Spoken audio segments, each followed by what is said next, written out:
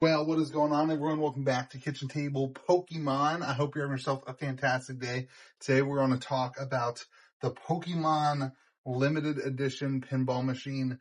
We're going to talk a little bit about why I picked it up and why I purchased it. I'm pretty excited about it, and I want to share with you a little bit about what the machine is and the different things. Because I think a lot of people think pinball is just like trying to keep the Pokemon or pinball from. I've never seen it do that. That's crazy. That was pretty cool. I think a lot of people think pinball is just trying to keep the ball from going down the center. And there's actually a ton of like strategy and different things in here that I want to share with you because I just think people need to know it. And I also wanted to show it off and share it with you.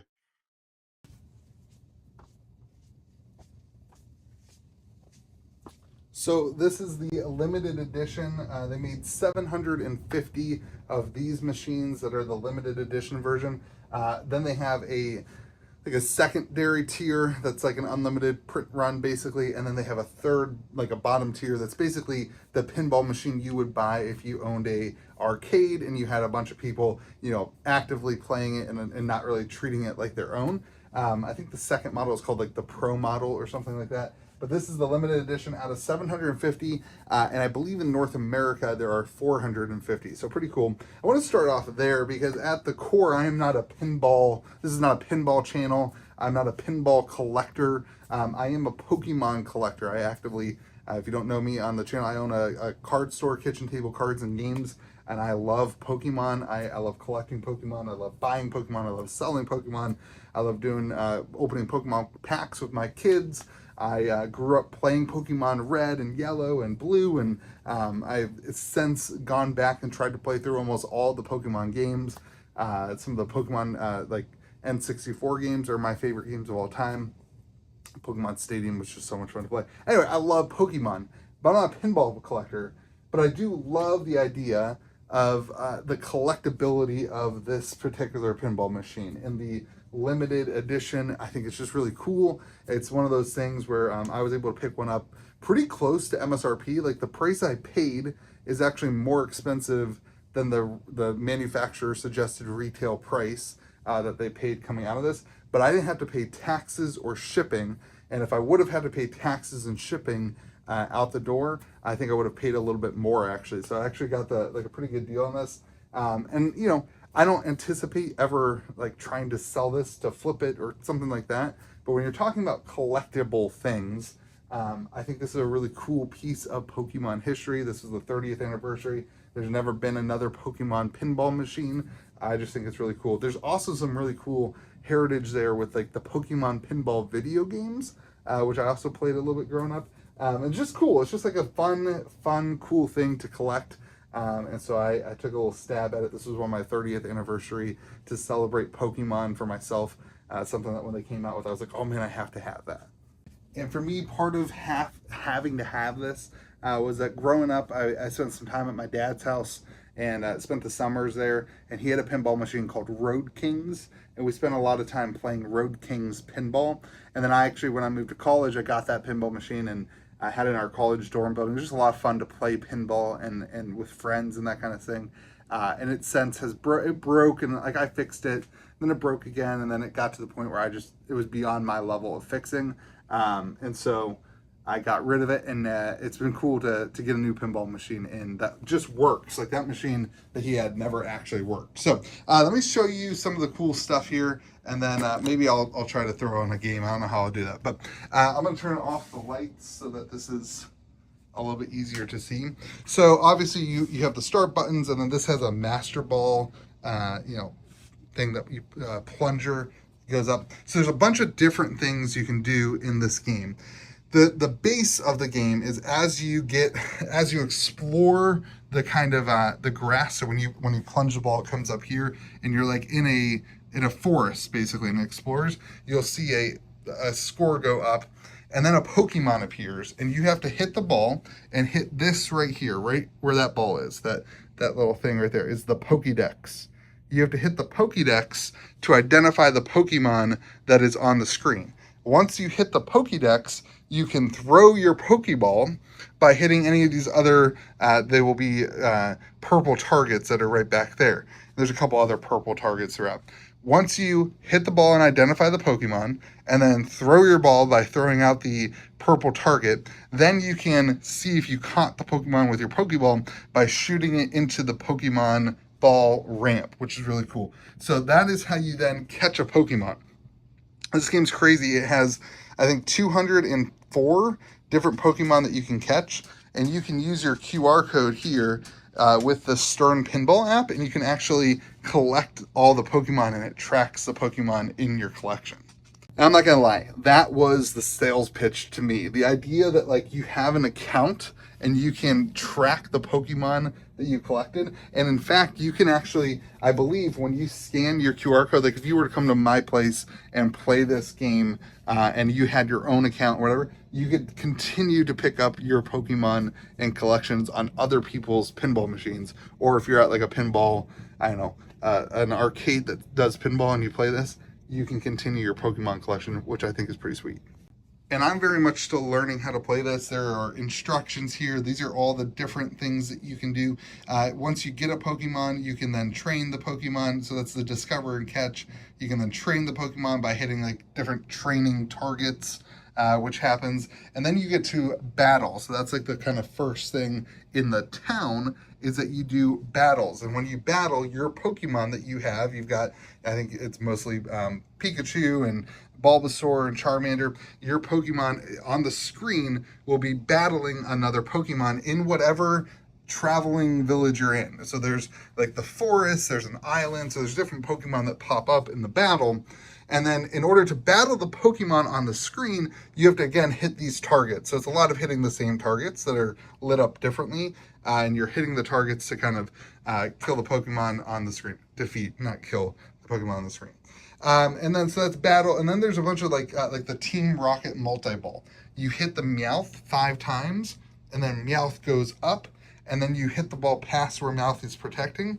And then you get a multi-ball with a bunch of different multi-ball things. There's like a multi-ball for getting a bunch of Bulbasaurs. There's a multi-ball for getting a bunch of Squirtles that actually goes in this whirlpool thing. There's a multi-ball for the Charmander that you have to get 100 spins on the Charmander spinner. And then there's a really cool new mode they just added. It's the Pikachu Hurry Up.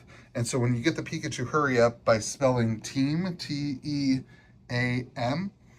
you have to shoot, this thing will light up, and you have to shoot the Pikachu here. Yeah, Pika. You have to shoot the Pikachu, and when you do, then you have to mash this button as fast as possible to get points. And that's awesome because you're actively trying to keep the ball around while one-handedly mashing the button. It's just super fun. It is a lot of fun. Then there's a bunch of other different modes and things. That's like the bread and butter that I've gotten to. I'm sure there's like a deeper, I think you can go to like the Elite Four and do like actually battling. I'm just not good enough yet. I'm not good enough at the game yet, but it's super cool. I don't know if I said this, but the limited edition does also have different artwork on the side, and it's really good. I mean, it's just the artwork is so well done. The sides have different artwork. This back glass is different, although I think you can buy the back glass elsewhere. It's just super cute. It's fun to look at all the different things. And there's also like there's ways to get all the evolutions too. To get the evolutions, you have to do different combos. So when you go up the Squirtle ramp and it comes down, and then immediately you go up the Pikachu ramp and it comes down, that's like one of the evolutions. When you do it in a different way, right, there's 4 different things. So when you do a different combination, it gets you a different evolution, which is just really, really cool. So the side has different art for the limited edition, and then these side panels are the expression lighting, and that's also exclusive to the limited edition. Just really, really cool. So then the question of this video was really, should you buy a Pokemon pinball machine? I think that's really up to your discretion and what you think you would do with it. I don't think there's any point in buying a Pokemon pinball machine if you're not going to actually play the pinball game. I'm really excited. My kids already really enjoy coming down and playing the pinball machine and hanging out and having fun.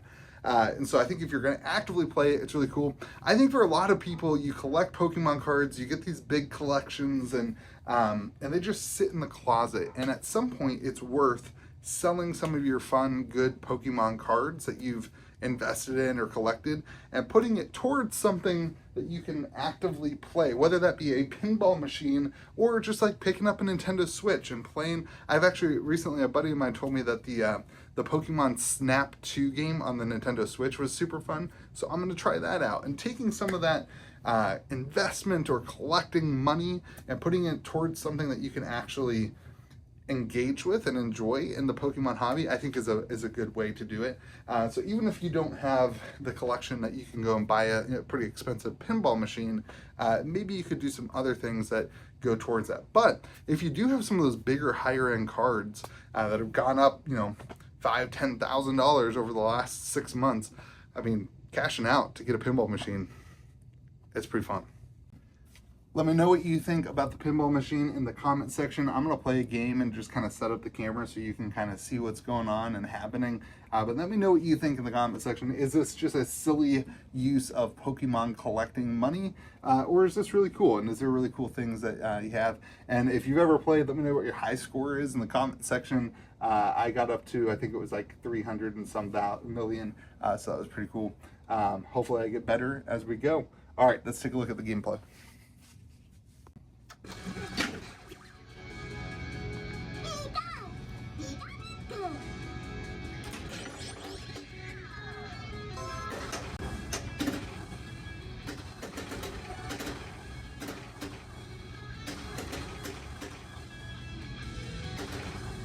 Sometimes the ball goes up there, but there's a slow poke up there, and it's really funny.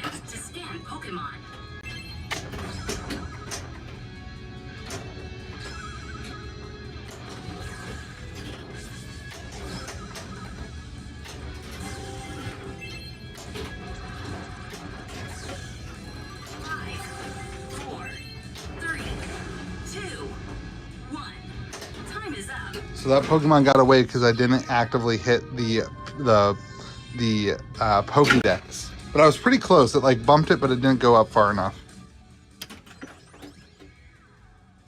Pokemon discovered.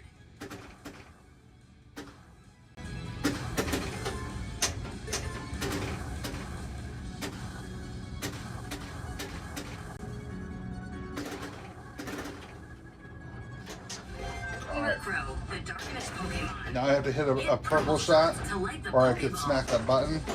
I smack that button. Now I just got to get in the Pokeball and I catch the Pokemon. Hey, I caught him! That was pretty cool. See, I don't know if you saw that button light up, but it gives you a little cheat. I'm going to try to get in here to get a battle.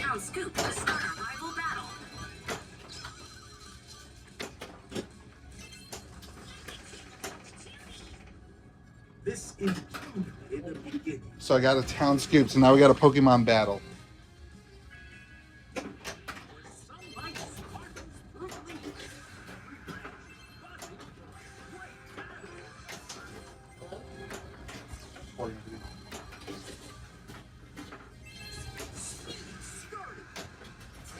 Pikachu, hurry up.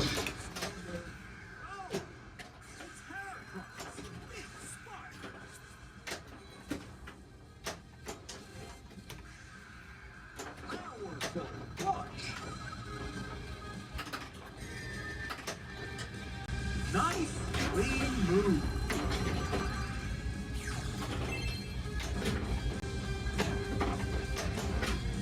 Power swing. No backing down. Heracross lands another strong move. Heavy hit. So I gotta hit the Pokeball to get a bonus. 5, 4, 3, 2, 1. That was a pretty good score for second ball. Trainer's work is never done. Time to find. All right, last ball, you get 3 balls.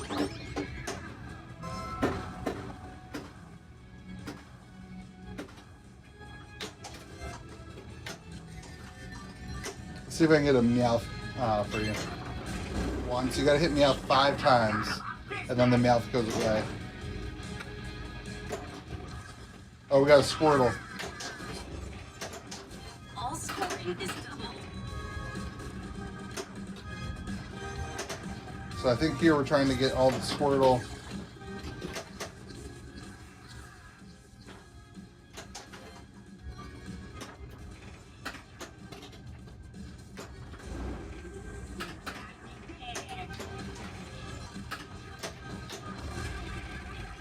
All right, now if we get the Meowth multi-ball. Yeah, shoot it right below Meowth now that he moved. I had unlocked a ball save there by hitting the town square thing twice. I got 2 more Squirtle shots, 2 more blue shots to unlock the final Squirtle boss.